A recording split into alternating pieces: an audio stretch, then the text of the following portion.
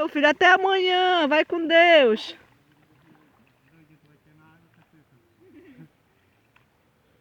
Ela vai sentada do lado.